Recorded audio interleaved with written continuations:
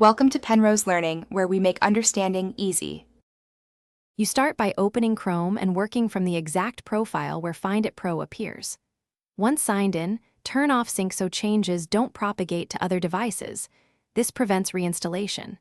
Make sure you have administrator rights and close other browsers to avoid file locks. Next, navigate directly to Chrome//extensions to see installed add-ons and keep Chrome//settings open to access reset or cleanup tools. These first steps let you act quickly and avoid accidental data loss. Once on the extensions page, find It Pro and click Remove, then Confirm.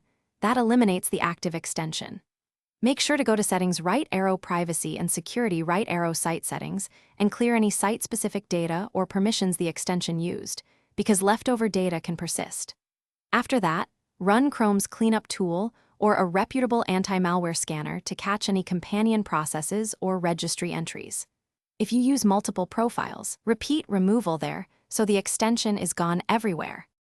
Finish by restarting Chrome and then the computer, and verify in each profile that Find It Pro no longer appears.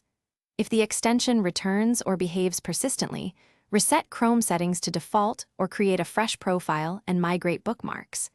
Make sure to re-enable sync only after confirming everything is clean. If removal fails, check for enterprise or local Chrome policies blocking uninstall. Deleting those policies or running a PUP-focused scanner like Malwarebytes usually fixes stubborn installations. That's your go-to troubleshooting tip. Thanks for watching. If this was helpful, leave a like and consider subscribing. See you next time.